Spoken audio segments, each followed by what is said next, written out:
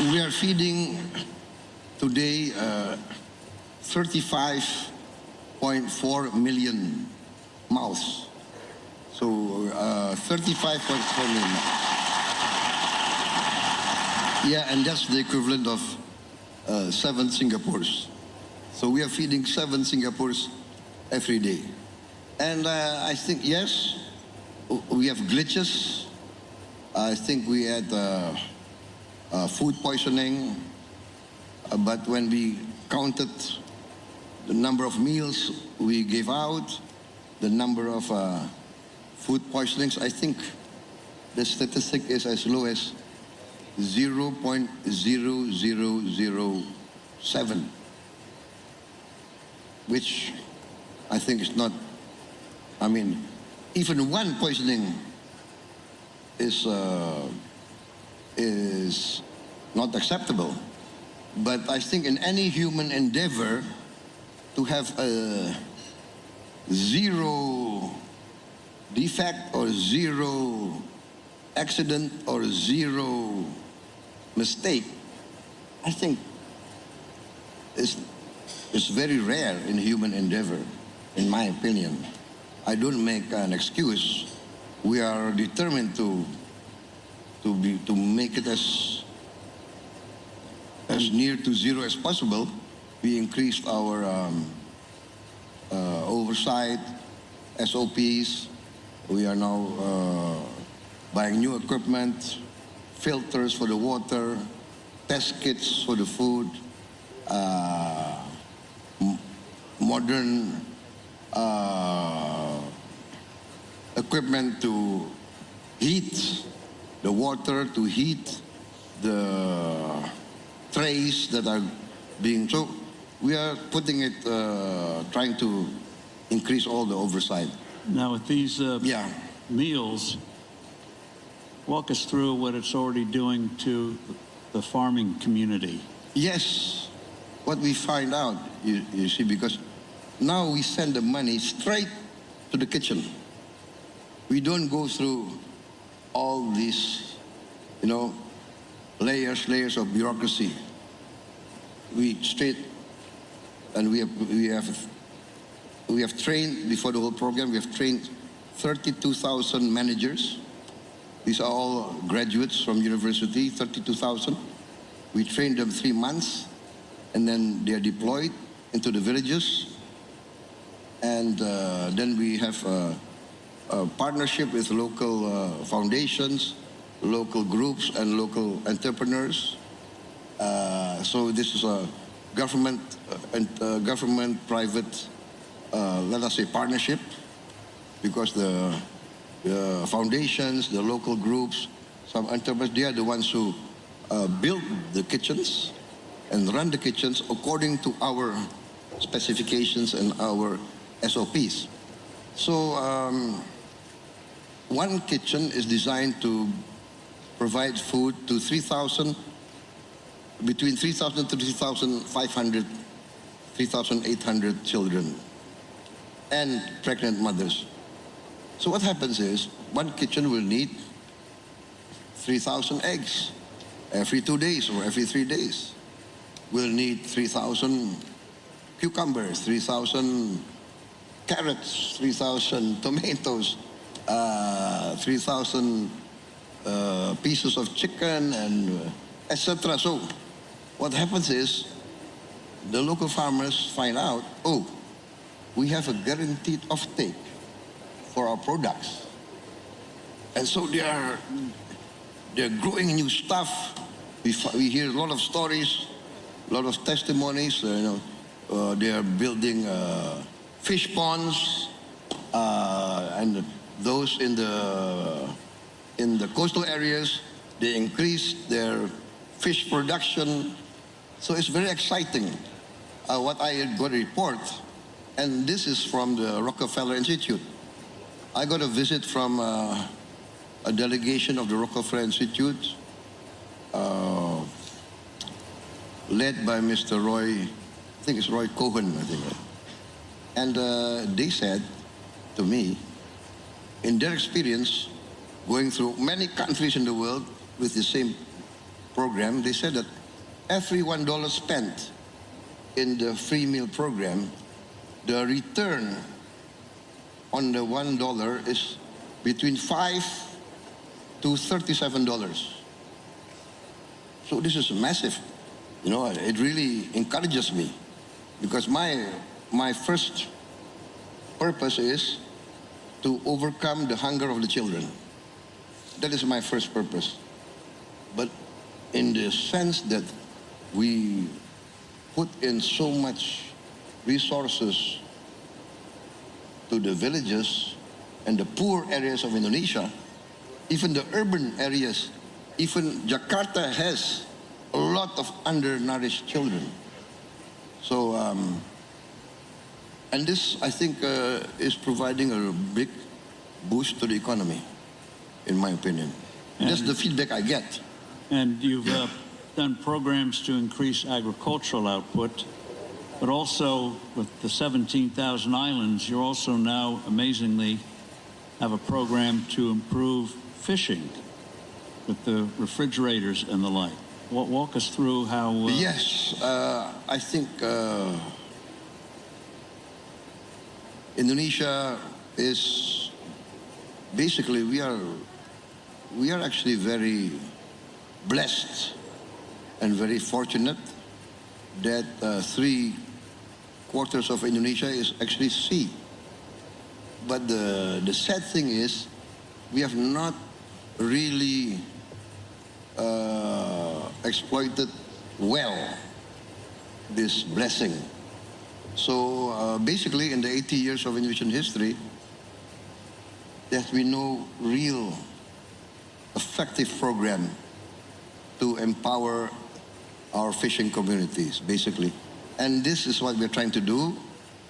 My Minister of Fisheries, he started a pilot project.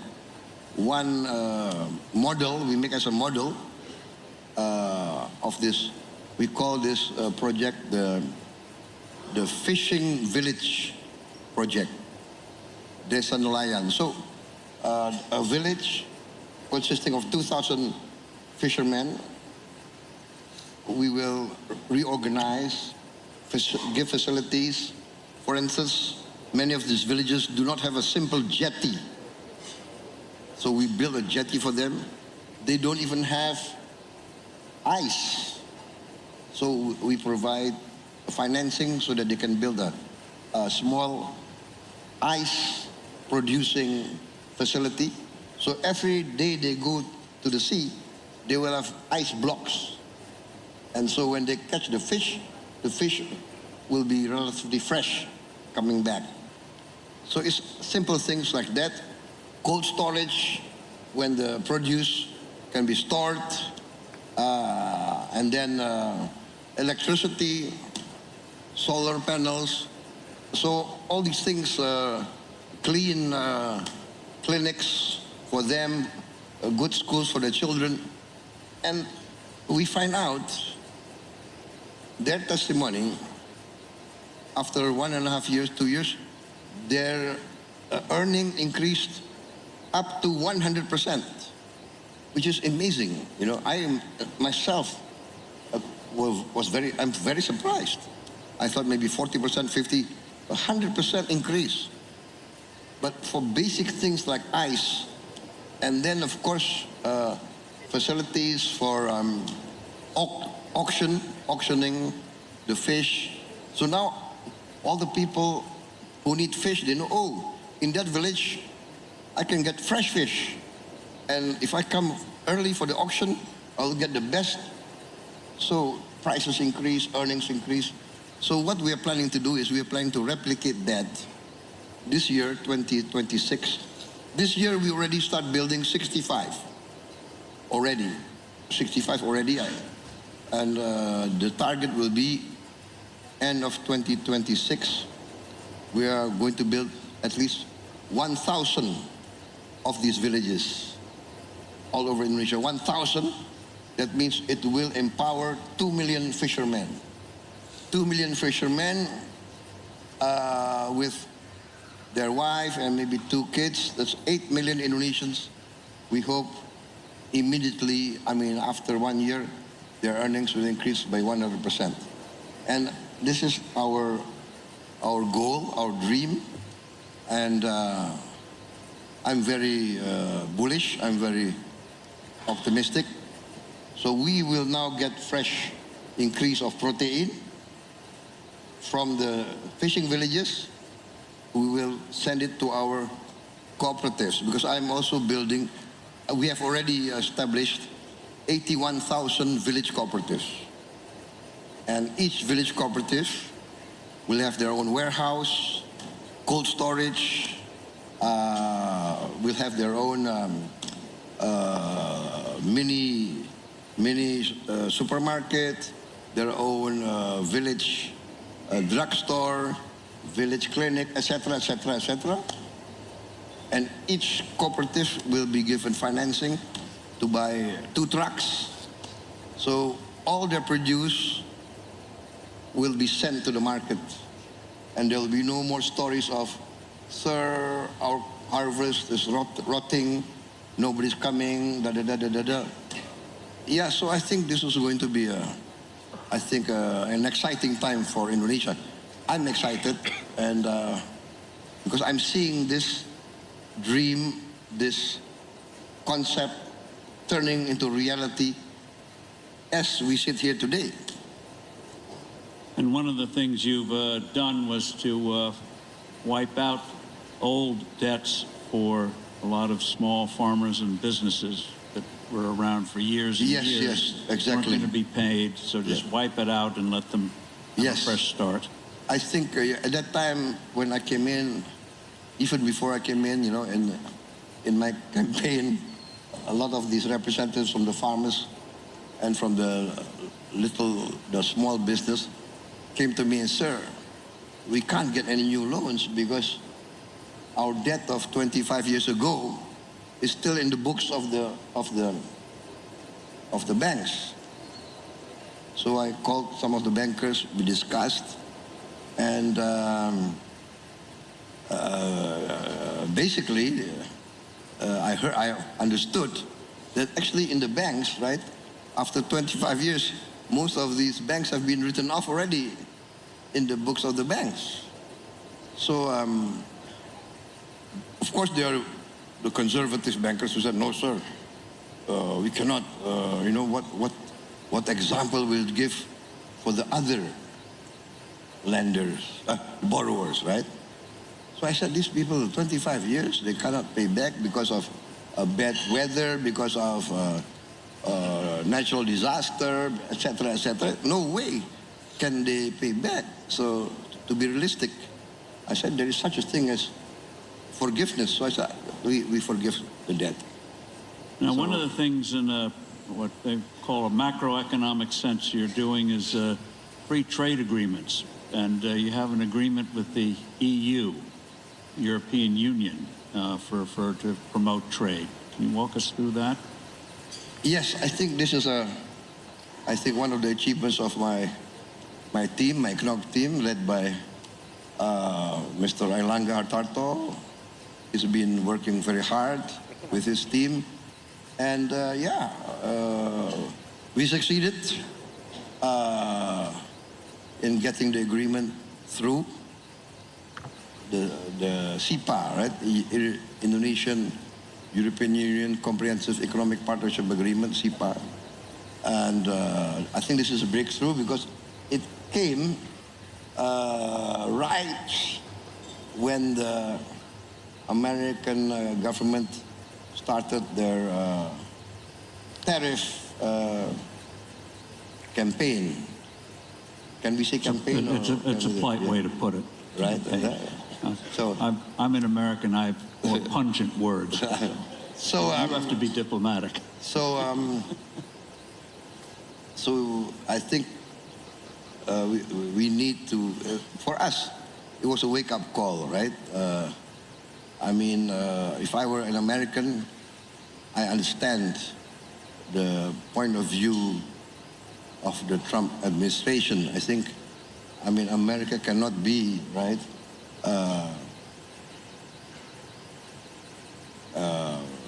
mean, the whole world considers America to be a nice market, and then on the other way around, they don't also open their market to American goods. So there will always be, it's the duty of every leader to try to protect their people. But, I mean, if you go in a tariff war, where will it stop, right?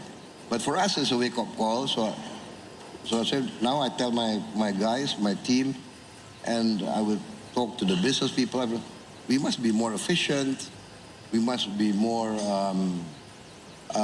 daring. We must be more, not always rely on an easy market. Oh, United States.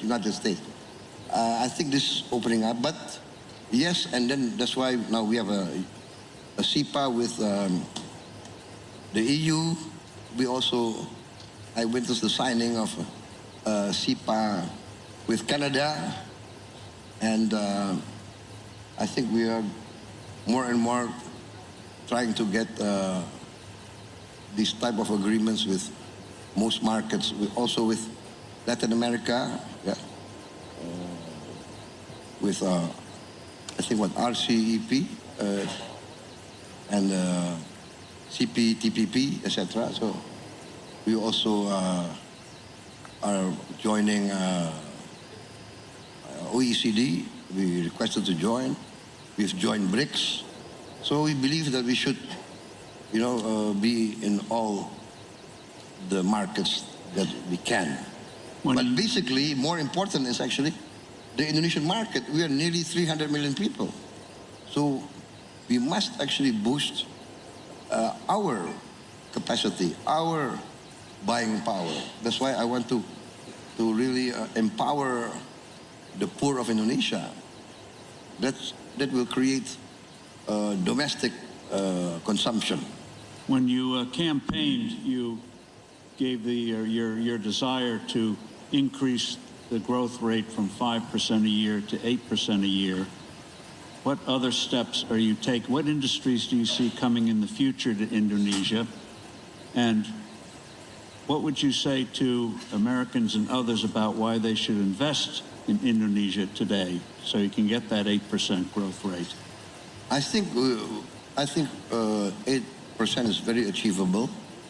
It's very achievable. As I mentioned to you, for instance, even with this free meal program, we are creating directly 1.5 million jobs. Directly. And there's 30,000 kitchens times 50 people working in the kitchen. 2 or 3 shifts, so 50 people times 30,000. That's 1.5 million. So the economic experts tell me that 1% growth will create 400,000 jobs. Well, we created already 1.5 million jobs. That's 3%. And that's not even with the 81,000 cooperatives.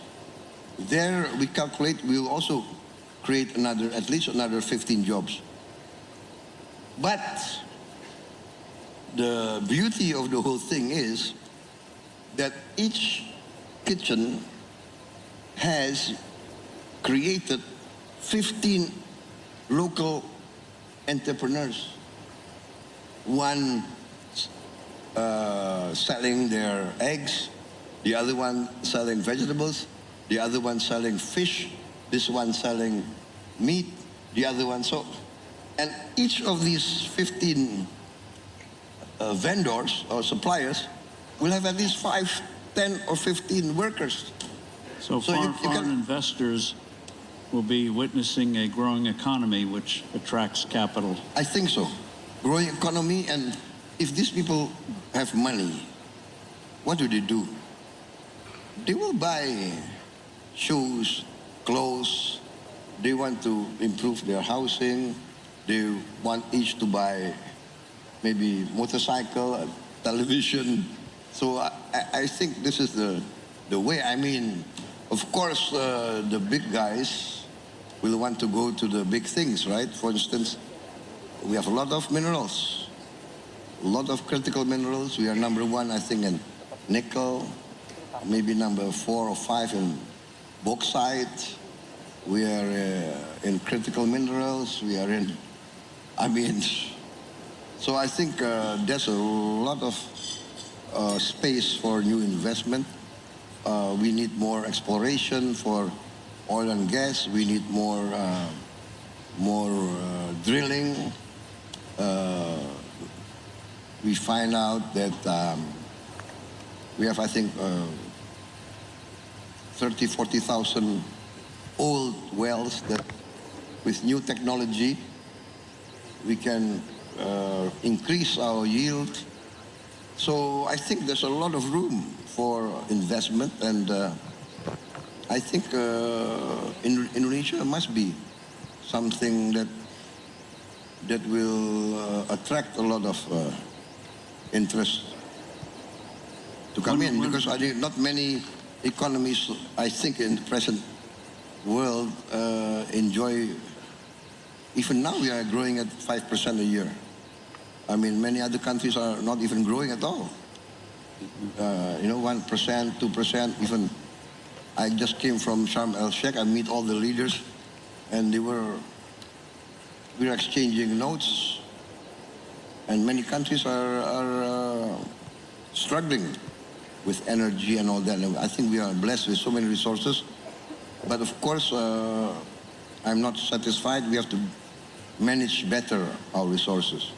One of the couple of things you're doing, one is improving tax collection, and the other is you may be looking at tax cuts to help stimulate the economy.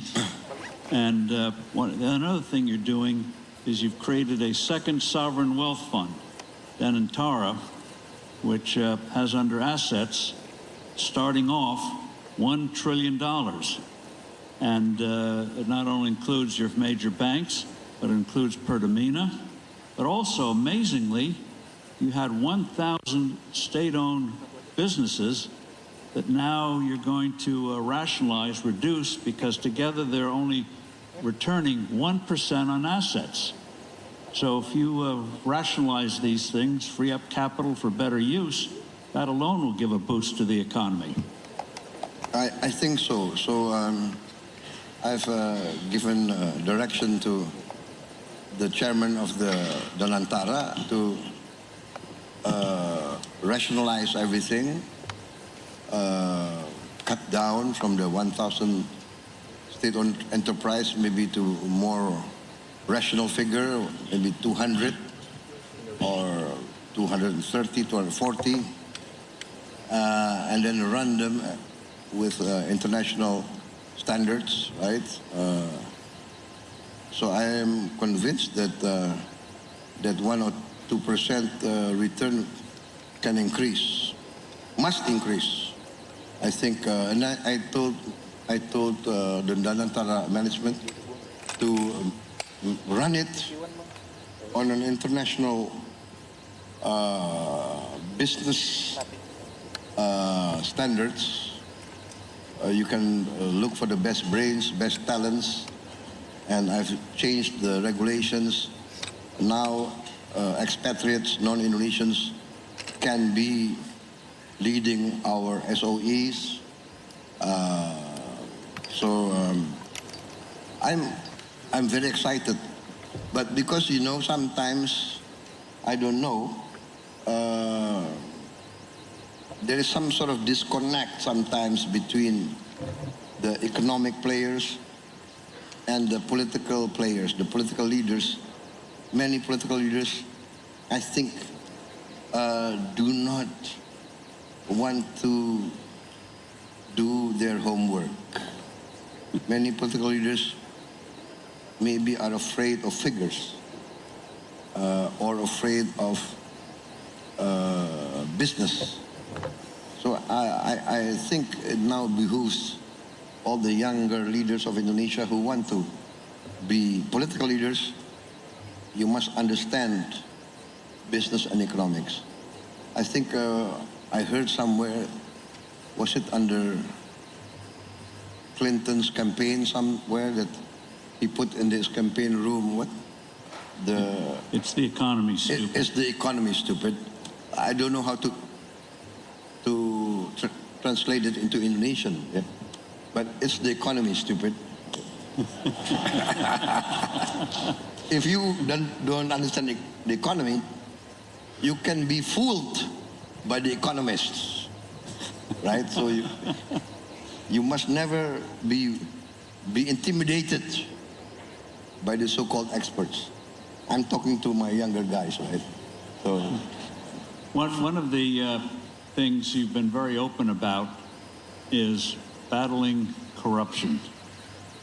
You, when you were defense minister, you made it a point that any relative, if the name was came in for a contract, they would not get the contract.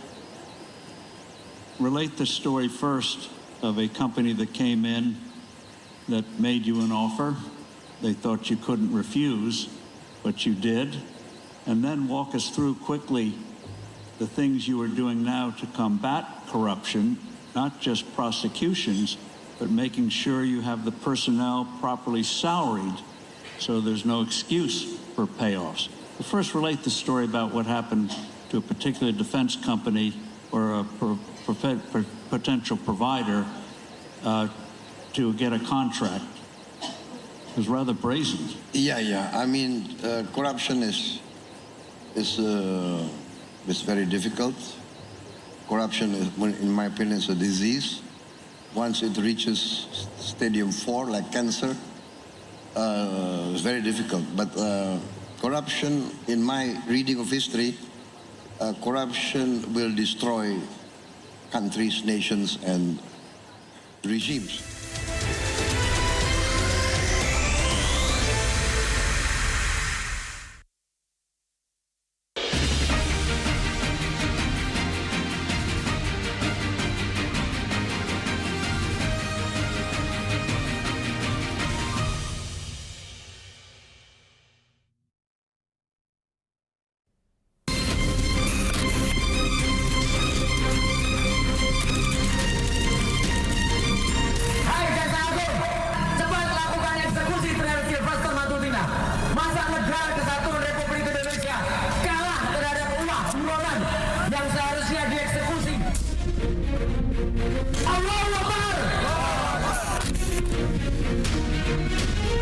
Pak Sylvester, yang intinya ada di Jakarta. Eksekusi tidak perlu dilaksanakan lagi.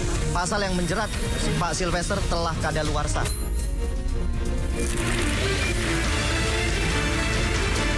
Kami sangat berharap itikat baik dan kooperatifnya dari penasihat hukum dan juga saudara Sylvester untuk hadir di Kejaksaan Negeri Jakarta Selatan. Jaksa Eksekutor pada Kejaksaan Negeri Jakarta Selatan tetap melakukan pencarian dan eksekusi terhadap yang bersangkutan.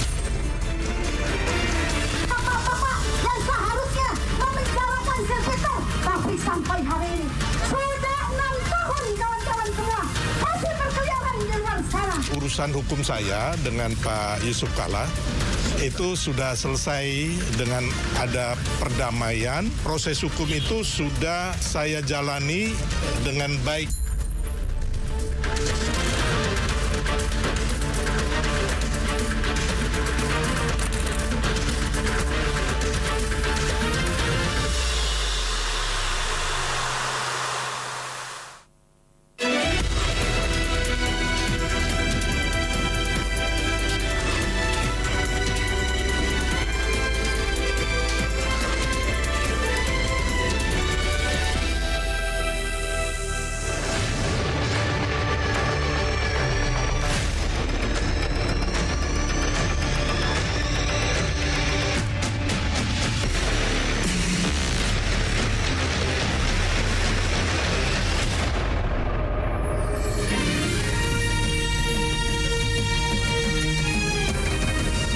Disiarkan langsung dari studio MNC Conference Hall Ainus Tower, Jakarta. Inilah Rakyat Bersuara bersama Aiman Wicaksono.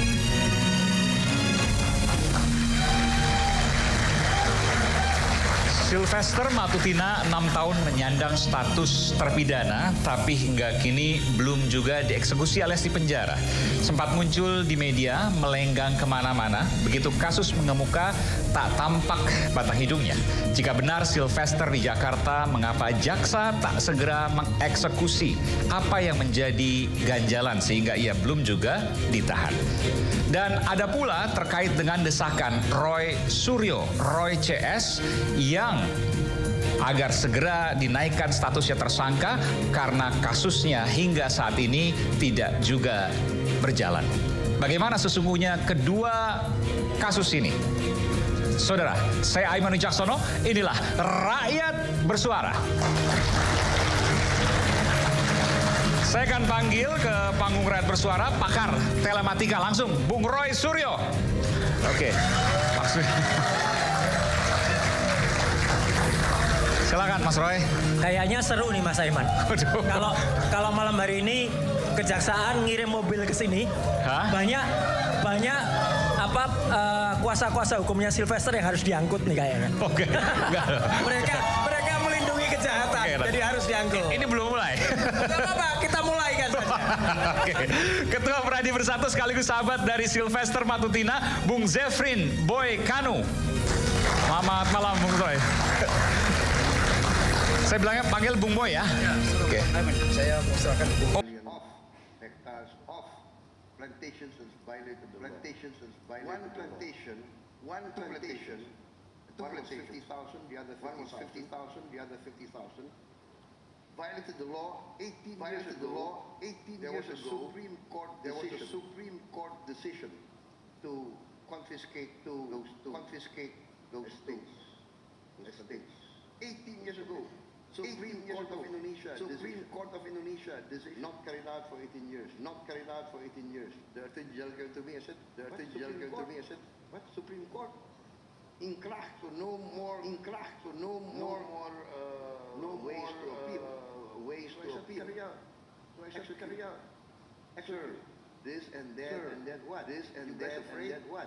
You guys afraid? I ordered my armed forces. You accompany this Attorney General's office. Accompany the state auditors.